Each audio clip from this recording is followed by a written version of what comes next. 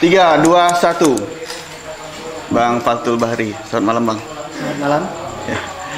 Gimana Bang aktivitasnya? Lancar? Alhamdulillah sehat selalu, tetap semangat dalam kondisi pandemi COVID ini, terutama yang tetap ada di khususnya Kayong ya. Tetap ya harus bekerja, harus menjalankan rutinitas seperti biasanya. Petani kita gimana Bang? Masih tetap sehat? Tetap lancar? Saya pikir kalau petani ya tidak ada masalah.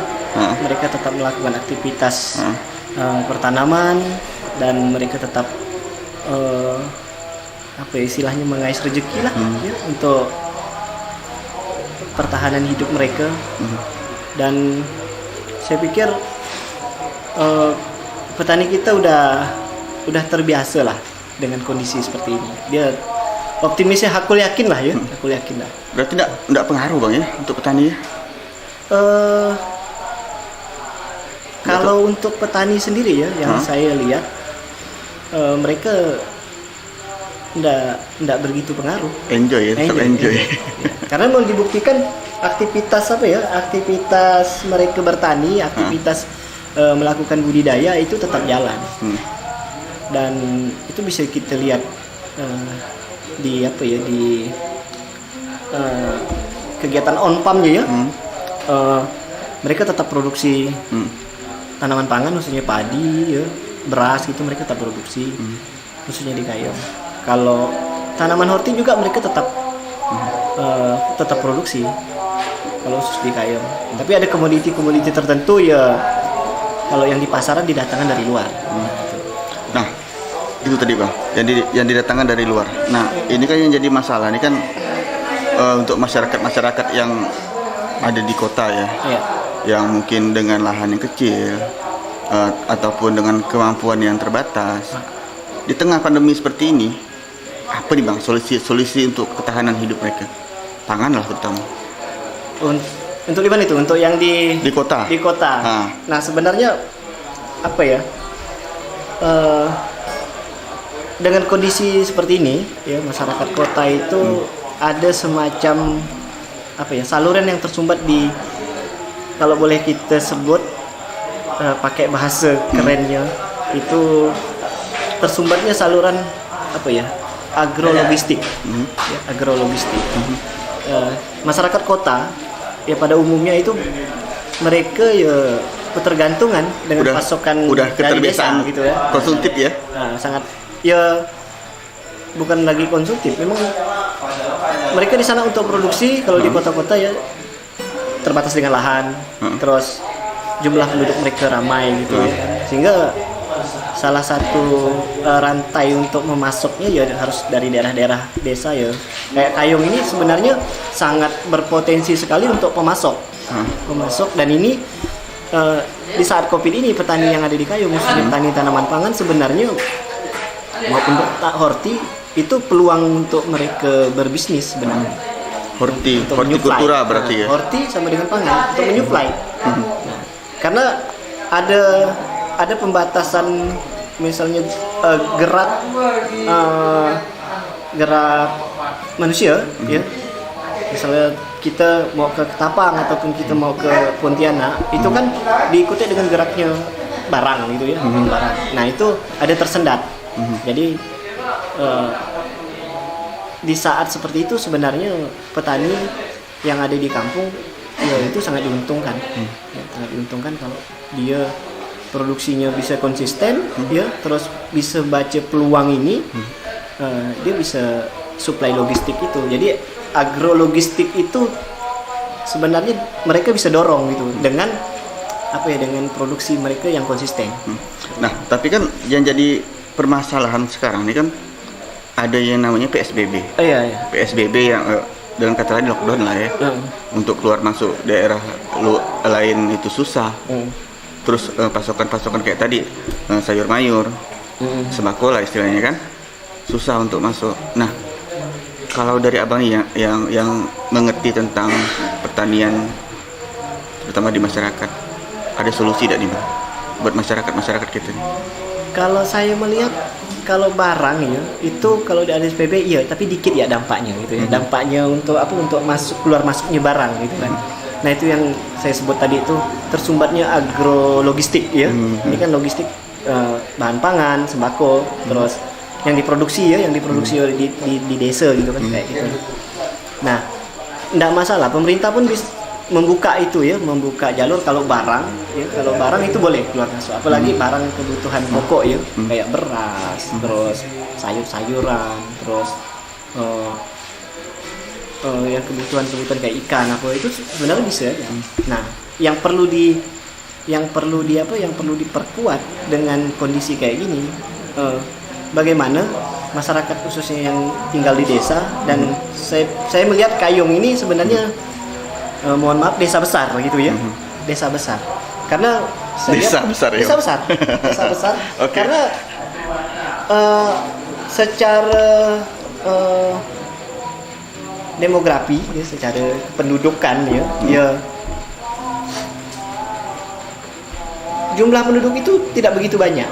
Ya kan? Tidak begitu banyak. Terus lahan masih banyak yang kosong. Terus struktur ekonominya pun masih banyak basis ekonominya tuh ya banyak petani gitu kan. Artinya Kayong sendiri sebenarnya dengan kondisi kayak gini bisa diuntungkan petaninya. Untuk mereka seharusnya ya. Seharusnya. Tapi kalau itu dikelola dengan benar. Ya. Tapi yang kenyataannya sekarang kan ya mohon maaf mungkin dikelolanya kurang serius mungkin. Sehingga petani tidak mendapatkan dampak langsung. Betul nggak Bang? Kalau mau dikatakan begitu, ya saya pikir ini hanya gaya komunikasi ya, gaya komunikasi, mungkin komunikasi yang ada di level penanganan COVID itu sendiri. Tapi sebenarnya petani ya, karena dia tadi itu tetap melakukan aktivitas ya. Mereka sebenarnya tidak begitu peduli gitu kan. Nah itulah kami, tapi harus ada yang mampu mendorong mereka. Ini kesempatan, peluang itu gitu. Ini kesempatan untuk kaum tani itu memproduksi ya apapun itu, yang penting produk pertanian, apapun itu untuk mencukupi kebutuhan dampak ekonomi COVID ini, baik itu untuk di lokal Kayong sendiri maupun yang di luar Kayong seperti Ketapang, seperti Pontianak. Kan kalau kita bicara masalah Kayong ya, ini data terakhir ya yang saya dapatkan bahwa luas lahan kita untuk tanaman pangan itu ada sekitar kurang lebih 12.000 hektar. Tanaman pangan itu yang bisa ditanami oleh padi. Ya, tanaman pangan komoditi ini kan padi gitu, ditanami padi. Dari 12.000 hektar ini ya, ini yang peluang untuk melakukan pertanaman 1 tahun 2 kali untuk padi itu Sukedana. Sukedana itu kan kurang lebih itu 2.000-an hektar. Dari 12.000 hektar ya, 2.000 hektar itu ada di Sukedana. Nah, kalau boleh kita kecil lagi Sukedana, ada beberapa desa itu yang memang konten nanam itu setahun 2 kali. Ada kayak Sedahan sentranya, terus kayak Benawai Agung, Pangkalan Buton, Harapan Mulia, terus Gunung 9 ada dikit gitu kan. Terus Sejahtera ada sedikit, kalau dikumpul-kumpul ada 2.000 hektar. Nah 2.000 hektar ini ya, kalau 1 kali produksi itu kan mereka 1 tahun 2 kali, 1 kali produksi itu rata-rata Kayong itu kan kalau dia bagus itu 3 ton gabah kering ya, gabah kering. 3 ton kali 2.000 ya kan? 3.000 kali 2.000 kan? 3 kali 2 6 ada 60.000 kan, sekitar 60-an ribu ton. Itu udah lumayan banyak gitu kan. Nah, dan kita bisa cek juga gitu kan, sisa yang 10 ribuan nih ini tersebar di kecamatan lain. mereka melakukan pertanaman hanya 1 tahun 1 kali, ya kan? 1 tahun 1 kali, dan produktivitasnya 1 hektar itu sekitar 2 ton sampai 3 ton lah gitu, hampir sama 2,5 ton gitulah. Nah, tinggal kita kalikan 10.000 kali 2,5 ton. Nah, jadi akan ketemu gitu kan. Jadi kita sebenarnya hari ini kalau khusus tanaman pangan, Kayong sangat-sangat surplus gitu. Surplus. Kuncinya surplus ya. Surplus, dan untuk mengecek surplus itu sebenarnya kita cek harga juga. Cek harga di tingkat petani ya. Jangan di tingkat pasar, di tingkat petani. Nah, kan ada pengepul yang di desa-desa tuh kan. Nah, saya terkonfirmasi dari kawan di Pulau Maya. Nah, harga beras berkisar dari 7.000-8.000-an per kilo. Itu kan sebenarnya di bawah gitu ya, di bawah harga beras yang kalau di pasar kan, ya. Pasar kan 10.000. 10 sampai 11.000. Nah, itu beras yang baru dipanen, musim panen yang apa nih? Kalau ini bulan Oktober Maret. Pertanaman Oktober Maret, nah ya kan, Maret, April, Mei ya baru selesai panen kan kalau yang daerah-daerah Pulau Maya, daerah Teluk Batang. Nah sebenarnya ya tidak masalah kalau pangan, tapi kalau apa ya, kalau mereka mau mengoptimalkan yang 10.000 ini ya, yang 10.000 hektar ini mereka yang mau optimalkan di 3 kecamatan ini, khususnya Seponti, Teluk Batang sama Pulau Maya ya, di luar Cipangilir lah ya. Karena Cipangilir kan lebih cenderung kan budaya masyarakatnya berkebun gitu. Paling hanya padu banjar ya gitu kan. Nah, kalau mereka mau mengoptimalkan melakukan pertanaman ya, sekarang pertanaman April ya, April September gitu ya. Ini kan itu apa ya? Sangat bukan surplus lagi sebenarnya. Di atas surplus. Saya bingung nggak mengistilahkan seperti apa. Mungkin nggak nih Bang, kalau di masa mendatang Kayong Utara bisa menjadi pemasok untuk tanaman padi. Buat mungkin ya dalam skop kecil, mungkin Kalimantan Barat. Mungkin nggak? Kalau Kalimantan Barat sih, karena Kalimantan Barat kan terbagi ada yang daerah kalau daerah Pantura itu Sambas tuh banyak gitu lah jumlah lahannya. Tapi kalau untuk mencukupi kebutuhan Kayong dan menyuplai Ketapang, ya, menyuplai Ketapang itu sangat memungkinkan. Karena jumlah penduduk Ketapang itu lebih banyak, lebih luas. Jumlah lahan mereka itu lebih sedikit, ya kan? Yang karena jumlah penduduk mereka banyak, mereka produksinya sedikit gitu kan, lahannya sedikit ya, kita bisa jual ke sana. Dan hari ini kan beberapa bukan hari ini aja ya, dari beberapa tahun ya kita memang selalu kalau panen yang Sukadana ataupun di Pulau Maya, Seponti ke Ketapang. Ya.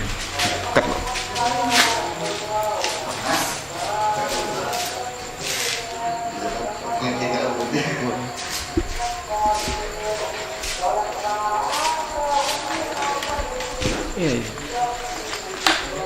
Itu ini. Oke.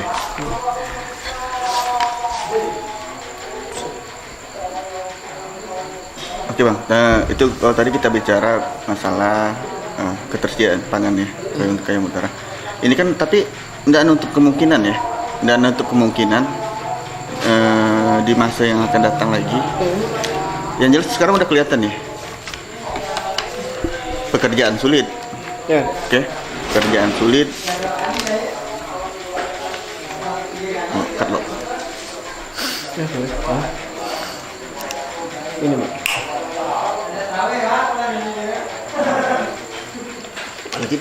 Nanti dekat diputus gitu ya. Oh, lihat. Tutup dulu. Kedengaran Mas.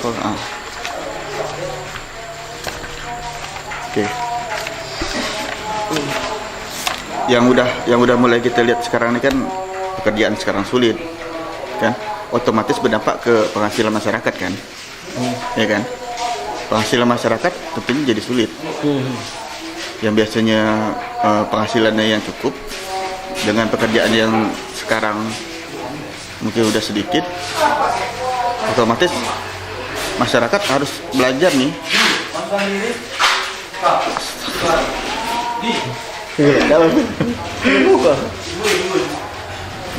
Alah.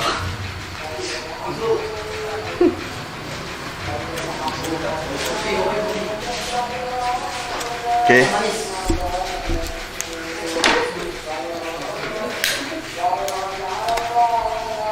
Oke. Kita mana dia? Oke, Bang. Tapi kan tidak menutup kemungkinan nih, Bang. Ya kan? Dalam masa mendatang dengan lapangan pekerjaan yang semakin sulit, penghasilan masyarakat juga semakin sedikit gitu kan. Otomatis masyarakat ya mau tidak mau bagaimana caranya mengubah pola hidup menjadi survive kan, harus bertahan.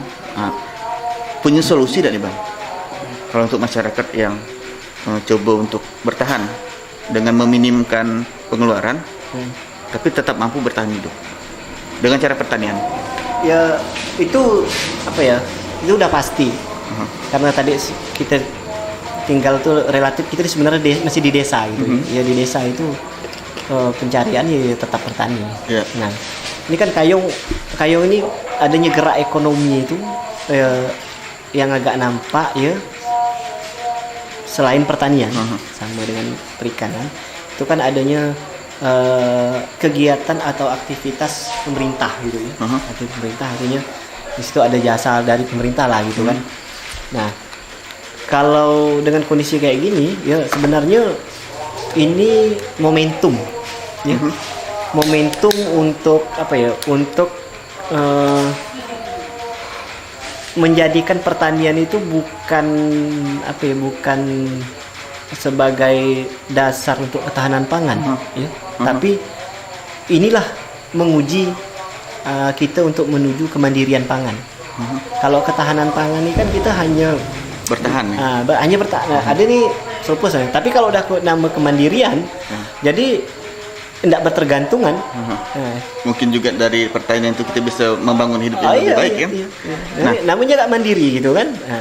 Nah kita bicara di luar skop Kayong, mungkin di daerah-daerah lain yang enggak 50% mungkin ya, 50% atau 70% masyarakatnya itu petani. Nah, bagi masyarakat yang lain nih, yang awalnya bukan petani, kan, tentunya juga mereka mau hidup dong, ya kan, coba untuk bertahan kan. Nah, solusi apa nih Bang yang bisa Abang tawarkan kepada mereka yang coba untuk memasuki dunia pertanian untuk bertahan hidup di masa-masa pandemi seperti ini? Apakah dengan mungkin holti atau apa Bang? Karena ini bertani itu sebenarnya ilmu yang paling tua ya? untuk manusia.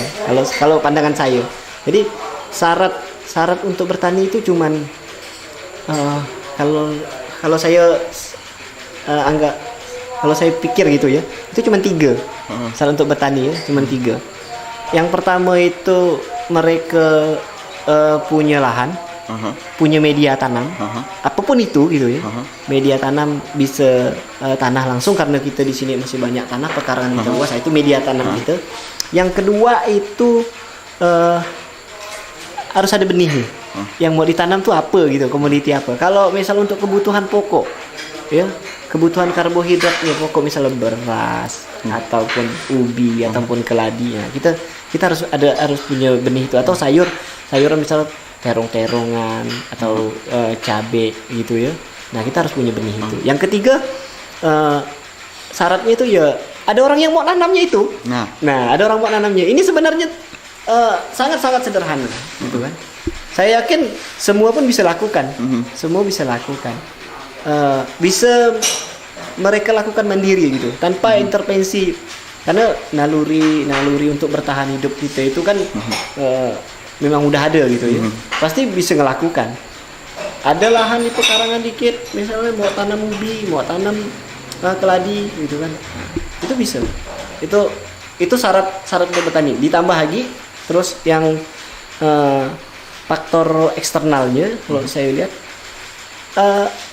iklim agroklimatologi kita, iklim kita itu sangat mendukung gitu ya, sangat menguntungkan karena kita tinggal di garis khatulistiwa. Sumber energi itu kan matahari itu ada terus, ya, sumber matahari energi itu ada terus curah hujan pun ada terus gitu kan. Nah ini kan sangat mendukung untuk pertumbuhan dan perkembangan tanaman. Ya. Tinggal pandai-pandailah kita ini memilih komoditi apa sehingga nanti kita tahu nih. Katakan kalau tadi siklusnya berapa nih? 4 bulan. Nah dari 4 bulan ke 4 bulan, 4 bulan ke 4 bulan. Nah kita tinggal menentukan komoditi itu. Karena khatulistiwa itu siklus berputar sangat cepat, ya. Proses pelapukan sangat cepat, ya. Saya pikir tidak ada masalah. Semua orang bisa lakukan. Mau nanam sayur, mau nanam apa gitu bisa. Nah, itu buat mungkin masyarakat yang ada di Kalimantan nih, Bang. Nah, yang paling sering kita lihat di media-media massa sekarang kan, yang jadi kasihan, yang jadi perasaan mungkin masyarakat yang ada di perkotaan, contoh Jakarta, ya. Pekerjaannya udah sulit, ya kan, di PHK luar biasa kan banyaknya. Nah di PHK luar biasa, ada nggak solusi untuk mereka nih? Kalau mereka dari segi pertanian, mereka bisa memanfaatkan pekarangan rumah mereka. Pemerintah punya program itu sebenarnya.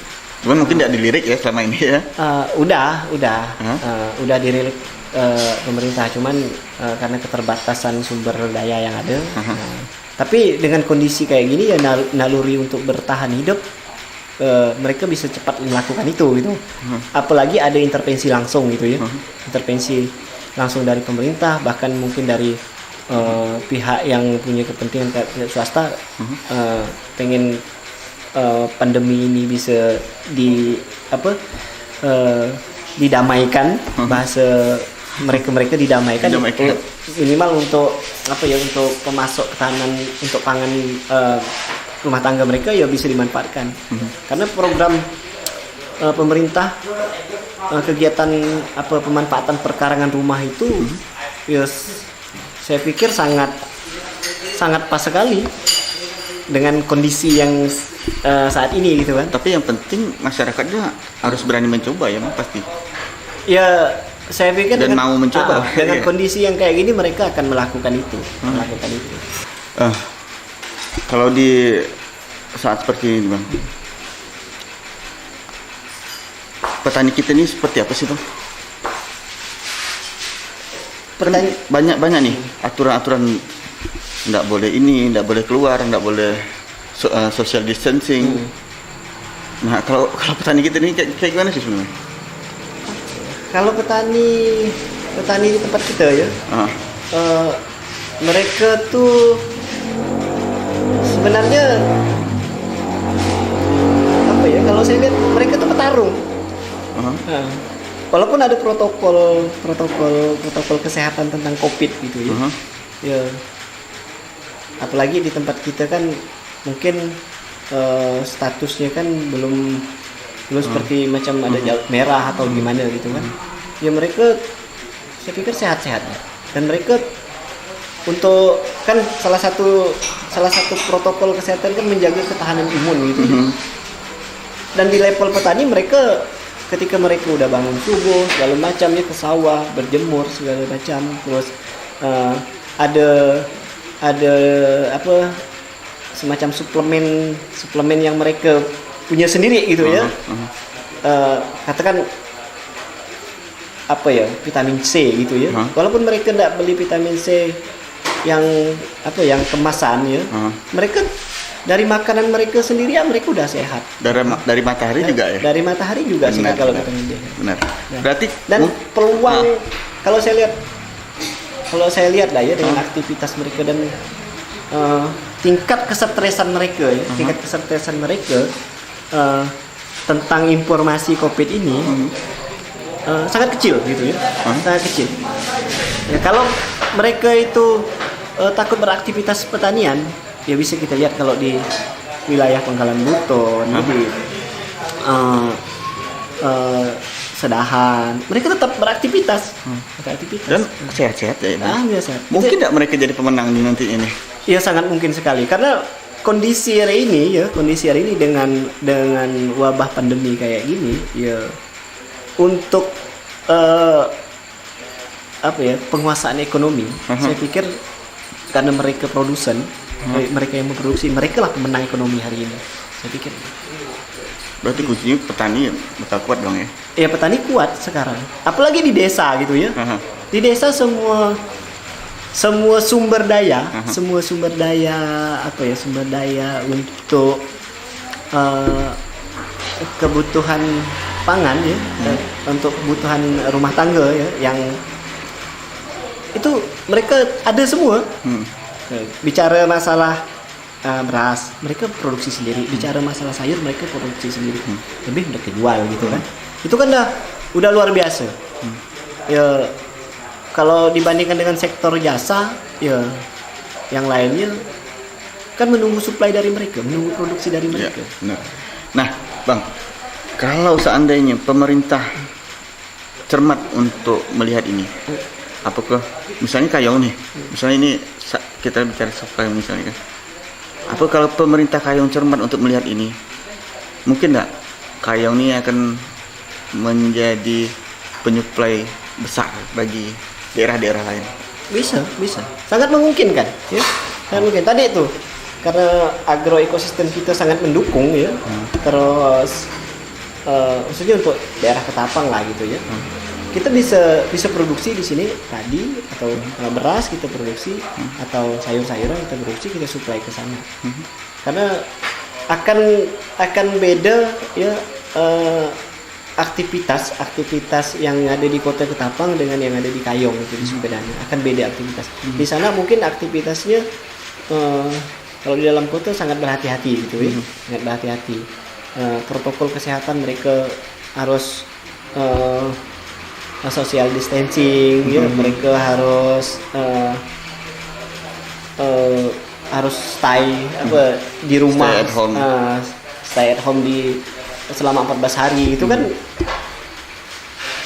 ya mereka tidak bisa produksi apa-apa gitu kan. Nah, terus ada kebijakan pemerintah mengasihkan bantuan uang tunai gitu kan. Nah, kita sini produksi, tapi itu dengan syarat petani kita jaga kesehatannya, dia produksi, terus dia akan jadi pemenang. Orang akan beli terus.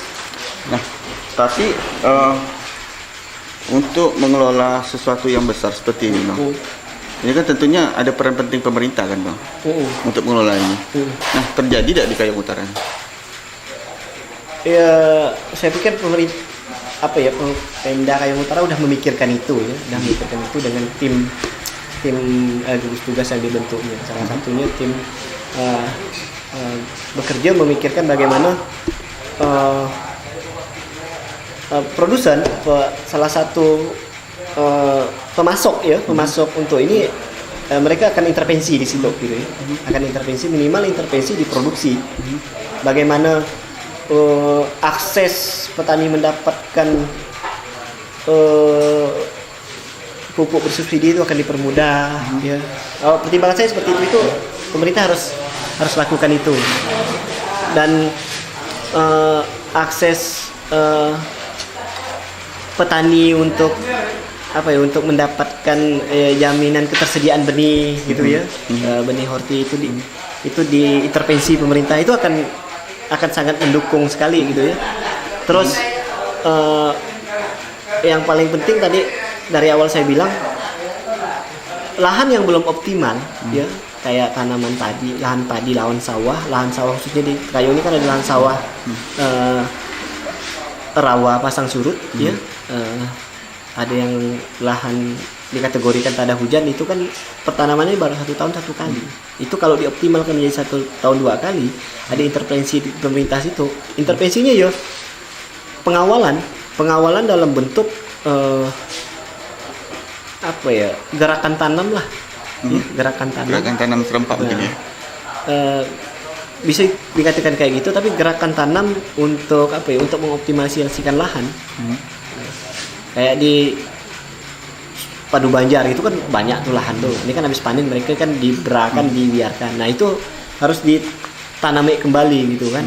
Harus tanami kembali dengan komoditi yang katakan kalau padi ya. Di sana kan sistemnya kan dekat sungai, terus sawahnya kan tergantung dengan curah hujan. Nah itu kan bisa dua pola, bisa mengharapkan hujan sama dengan pasang surutnya air. Nah, kalau untuk padi kita sepakat nih Bang. Sepakat padi kita surplus kayung. Oke.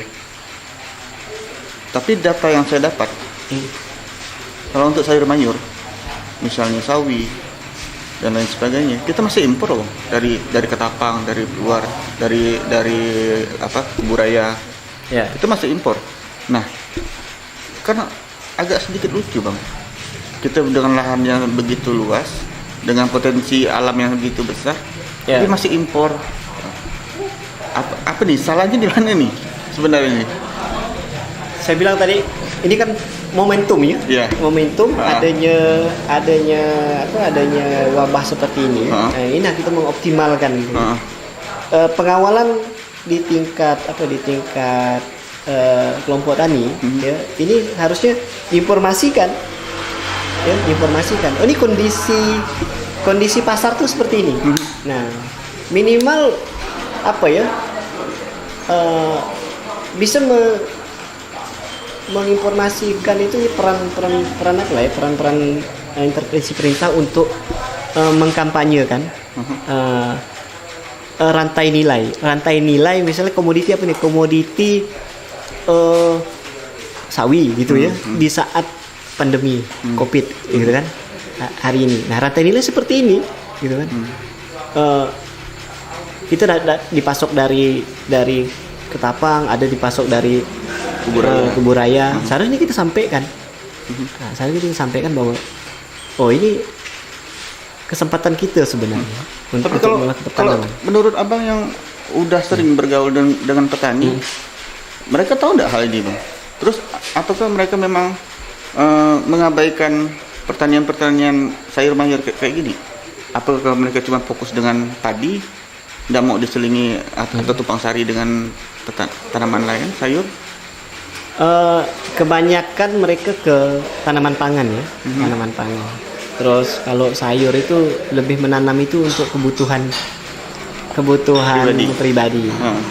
Tidak banyak gitu kan. Adapun kalau sayur gitu kan ini hanya beberapa spot. Karena kalau bicara masalah outpamnya ya, kalau on-pamnya kan mereka nanam kayak bisnisnya ini. Nah ini terkadang mereka belum memperhatikan sampai ke sana, ke bisnis ini. Mungkin belum sadar mungkin ya. Sedikit udah mulai sadar. Nah, tapi kan kalau memang dilihat dari sisi bisnis, sangat menguntungkan kan, sangat menjanjikan kan? Iya, sangat menjanjikan. Nah, dari impor dari luar itu, informasi yang saya dapat kurang lebih kalau tidak salah sekitar 6 ton per hari. Untuk sayur ya? Untuk sayur, sawi lah terutama. Nah, dengan kondisi geografis kayung yang seperti ini, saya rasa tidak terlalu susah lah untuk menanam sawi. Mungkin tidak tuh? Benar mungkin. Kan pemerintah kan punya corong ya, punya corong untuk mengkampanyekan kondisi pasar gitu ya. Kondisi pasar ada corong. Nah, kita bisa tentukan untuk produksi sawi gitu kan di wilayah mana ya? Jadi kita bisa informasikan Pangkalan Buton atau di Sedahan ataupun di Benawai Agung gitu ya. Itu bisa kita informasikan. Selain informasikan pasarnya, bagus hendaknya harga gitu ya. Ya harus ada metode enggak? Mungkin ada beberapa yang tidak mau melakukan pertanaman, mereka mengalami kesulitan untuk membudidayakan itu komoditi sawi. Kan banyak nih, banyak kendala, ada hama lah, ada penyakit lah. Mungkin mereka belum paham. Nah itu harus dikawal juga gitu ya. Harus intervensi dari pemerintah, minimal ya pemerintah mengeluarkan energinya ke penyuluh ya, diintervensi penyuluh untuk mengawal, oh ini harus digalakkan ini, nanam sawi karena pasarnya bagus di sini saat pandemi ini, bahkan kita bisa jual ke Ketapang gitu kan, karena kalau agroekosistemnya memang cocok sekali. Nah, kelemahannya kan di kawan-kawan di lapangan ya, kawan-kawan penyuluh itu kelemahannya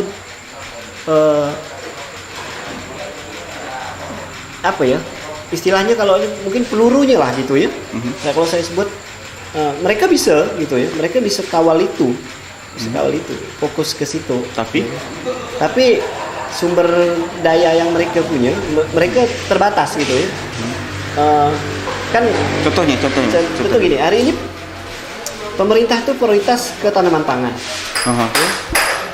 Yang dari pemerintah pusat, pemerintah Kayong itu tanaman pangan. Tanaman pangan pun fokusnya ke padi. Sebenarnya pemerintah pusat tuh padi, jagung, kedelai. Nah, mereka sumber daya yang ada dipus ke situ gitu ya. Nah, tapi kan untuk untuk menambah penghasilan petani ya,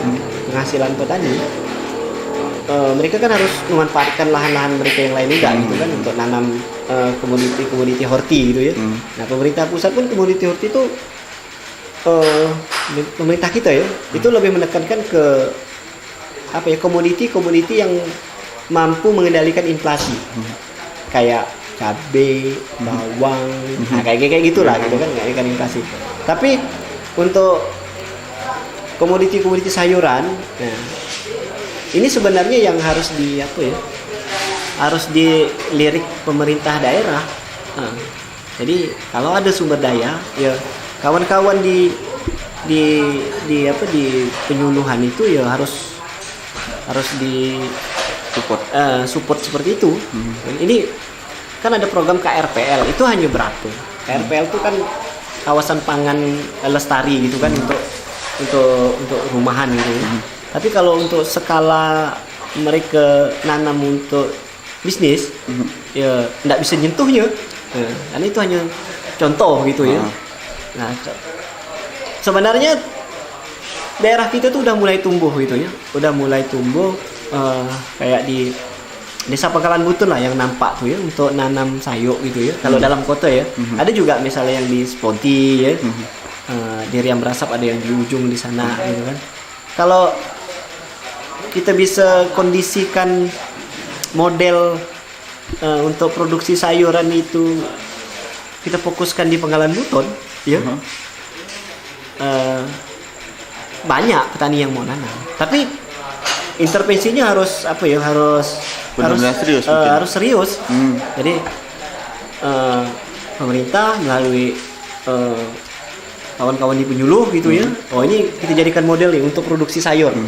Sayurnya apa, komoditinya apa, tinggal pilih kacang-kacangan atau sawi atau daun-daunan kayak gitu kan bisa.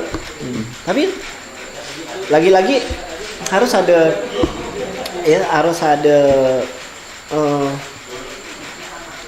perhitungan rantai nilainya, dari nanam nanti ini jadi apa, mau dijual kemana, segala macam harus ada.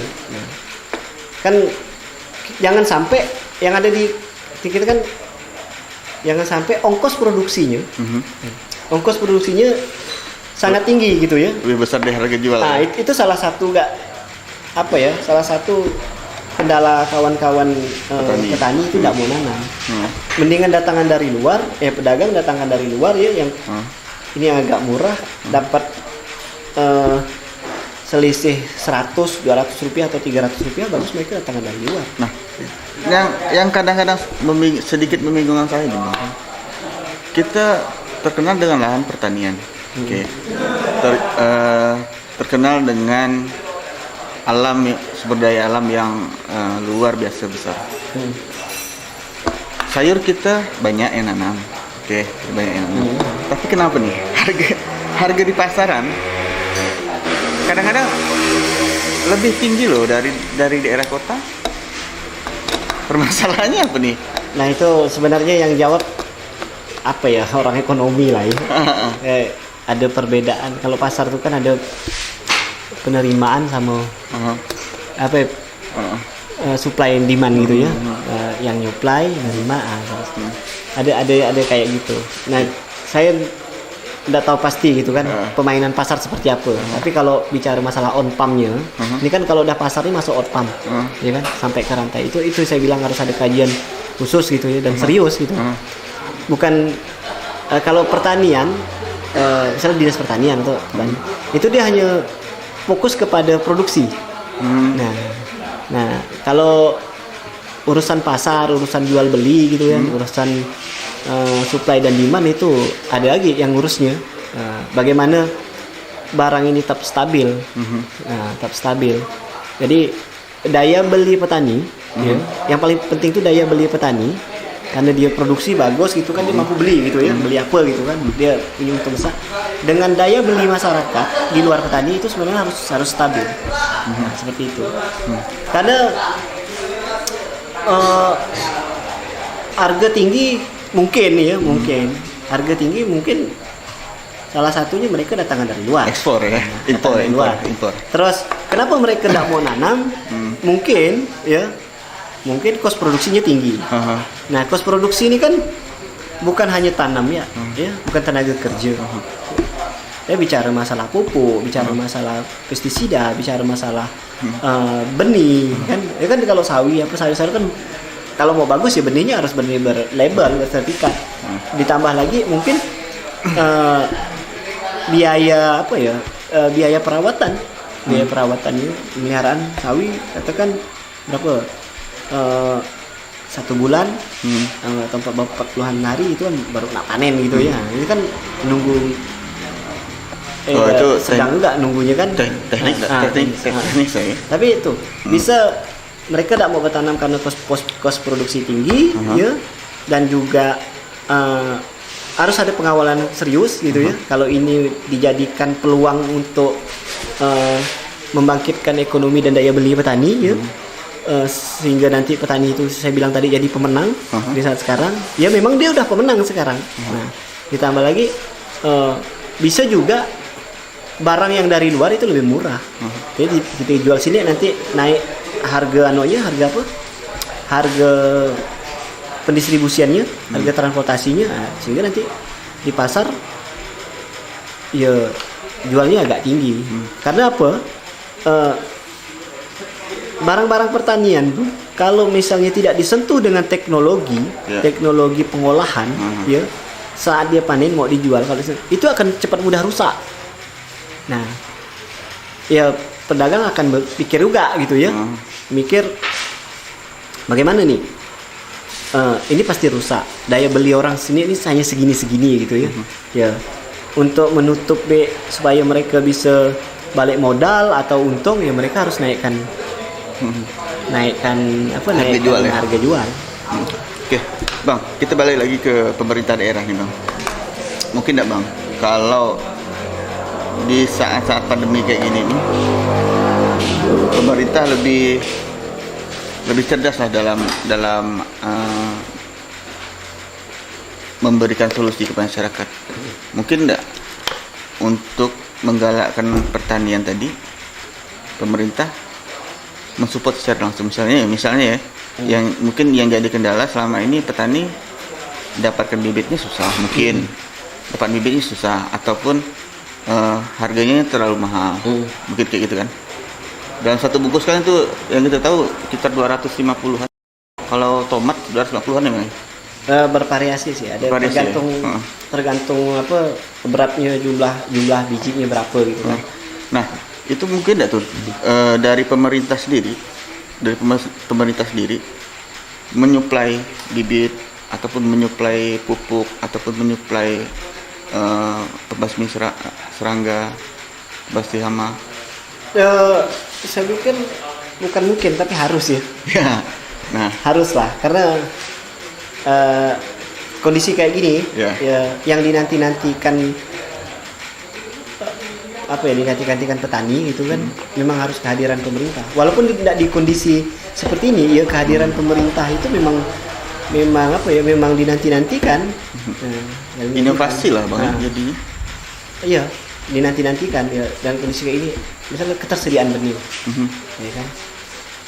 Terus kemudahan untuk mengakses pupuk, gitu ya. Itu terus kemudahan untuk mendapatkan pestisida, ya kan. Dan pengawalan untuk penggunaan pestisida secara bijak, itu memang harus, gitu ya. Terus pengawalan untuk produksi komoditi apa yang ditentukan, gitu kan, itu memang harus, memang udah tugas pemerintah. Nah, kalau terkait sumber daya tadi bang, sumber daya yang kita tahu, sumber daya mungkin kalau dari kawan-kawan penyuluh ya, ataupun pendamping petani, mungkin kurang mungkin ya, sumber daya orangnya, sumber daya manusianya. Untuk apa? Mungkin kurang ya kalau di Kayong. Mungkin nggak dari pemerintah sendiri menggandeng nih, mungkin dari sektor-sektor yang di luar dari pemerintahan, non pemerintahan, untuk sama-sama ayo kita bangun pertanian nih di Kayong. Kita punya lahan nih, kita punya potensi nih. Kalau dari apa ya, kalau kita lihat di Kayong, tenaga penyuluh itu memang kurang. Bayangkan satu orang penyuluh itu harus melayani dengan lahan yang misalnya kayak di Menangi Agung di atas 500 hektar, terdiri lebih dari 20-an kelompok tani, 5 kelompok tani itu udah tidak bisa kerja sebenarnya. Harusnya mereka ketemu dengan kelompok tani, itu sangat sulit gitu ya. Nah, peran di luar pemerintah gitu ya, sebenarnya dengan kondisi ini saya bilang tadi, momentum itu siapapun bisa lakukan untuk mengkampanyekan itu. Bahkan lebih mudah lagi, saya jelaskan tadi, bertani itu sebenarnya hanya 3 syarat. Ada benih, ada orangnya, sama ada tempat tumbuhnya. Pihak-pihak lain yang terlibat bisa juga banyak gitu. Dan untuk kemungkinan, saya bahkan melirik yang apa ya, di saat COVID ini sebenarnya yang kawan-kawan yang muda-muda, ya udah pasti, sarjana pertanian ini ya. Tidak mesti, tapi kalau bisa ya harusnya mereka gitu ya. Tidak mesti, harusnya mereka, karena mereka sehat gitu ya. Dan apa ya, daya imunnya lebih kuat gitu kan. Kalaupun mereka melakukan aktivitas di pertanian ya, mengikuti protokol gitu, protokol kesehatan, mereka itu sehat, ya itu tadi mereka winnernya mereka, yang umur muda di bawah 30-an. Lagi kan mereka sekarang lagi libur segala macam kan, bisa juga. Nah, sekarang kita ke kawan-kawan yang mungkin yang masih kuliah ataupun yang udah lulus kuliah, terutama dari sarjana-sarjana pertanian nih bang. Ini kan yang jadi ironis sekarang nih kan, begitu selesai kuliah, tujuannya bukan untuk membangun pertanian, tapi malah mencari pekerjaan bang. Pesan apa bang? Yang pengen abang sampaikan ke kawan-kawan yang sebenarnya kalau itu apa ya, harus ada reorientasi ya. Reorientasi reorientasi idealisme pendidikan dia lah gitu ya. Reorientasi, sebenarnya aku nih bisa beraktivitas, bisa menghasilkan sesuatu itu walaupun dari aktivitas petani gitu ya. Nah, karena sebenarnya sangat mudah gitu ya untuk tempat kita, bagi mereka. Ini kan hanya hanya apa ya? Mungkin kalau saya lihat hanya style, gaya hidup ya gitu ya. Hanya gaya hidup. Itu ya masalahnya. Nah, dan kalau mereka itu mau berdamai, istilahnya itu ya, berdamai dengan kondisi mereka ya. Ya sebenarnya mereka bisa hidupnya itu bukan, kalau di pertanian gitu ya, bukan lebih baik gitu ya, tapi lebih sempurna. Tapi yang jadi ironisnya sekarang mah salah satu teman kita ya, jadi sarjana pertanian selesai jadi kurir. Gimana tuh bang? Itu kembali ke mereka sendiri lah. Mereka sendiri. Itulah saya bilang orientasinya mau di apa ya, mau orientasi ulang gitu kan. Motivasinya harus diluruskan. Sebenarnya kan kalau yang seperti itu ya kawan gitu kan. Mereka sebenarnya punya lahan. Orang tuanya punya lahan. Nah itu kalau mereka bisa optimalkan itu, saya pikir dia jadi bos. Ini kayaknya kan kebiasaannya. Ada kawan cerita sama saya ya. Kalau ente nih ya, kita kerja di pemerintahan, kita kan makan gaji. Jam berapa pergi? Jam 7, jam 8 pergi ke kantor, misalnya jam 3 balik. Itu kan tidak bisa aktivitas lain lagi. Terus ketika libur mereka tidak bisa ngerjakan apa lagi gitu yang lain kan. Karena udah full gitu ya. Nah, kalau kayak saya, dia bilang kawan saya itu kan di Sambas dia kan, dia pelopor petani muda lah gitu kan. Dia setiap hari itu harus dapat penghasilan dari petani mereka dia tuh, yang aktivitas mereka lakukan.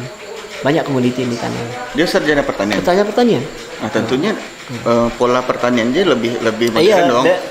Dengan pengetahuan yang dia punya ya, terus dengan jaringan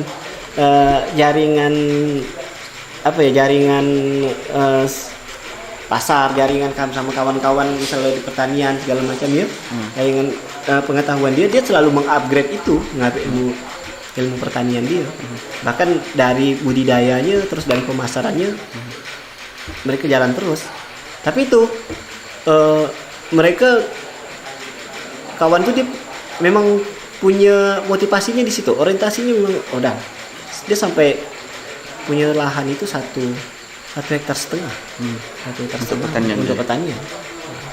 Karena peluang bisnisnya dia pandang pasarnya bukan hanya di Sambas tapi bisa di Singkawang, bisa sampai ke Pontianak.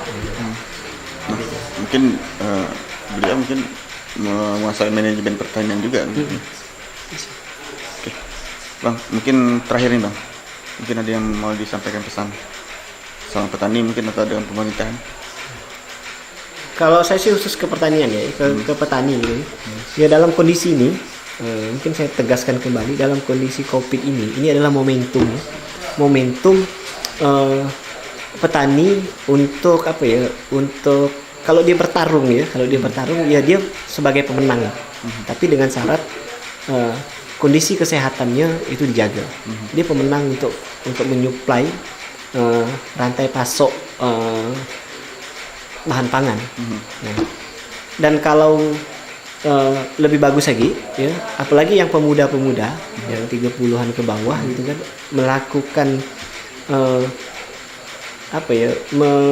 orientasi ulang lah bahwa ini harusnya petani ya, karena mereka sehat-sehat semua gitu ya. Kalau mereka yang lakukan itu, mereka yang produksi ya, kalau bisa mereka menggagas ada semacam toko segar lah gitu kan, presmat untuk jual pertanian di sini. Saya pikir itu memungkinkan bagi mereka, karena mereka punya pengetahuan, mereka punya jaringan, dan apalagi sampai pemerintah melirik itu gitu ya, niat mereka seperti itu ya luar biasa. Gitu. Berarti intinya menjadi seorang petani bukan menjadi seorang yang miskin pasti. Iya, enggak mungkin. Petani itu sangat kaya. Iya. Petani itu kaya. Oke, kita sepakat bahwa petani itu kaya. Petani itu kaya. Oke. 3, 2, 1.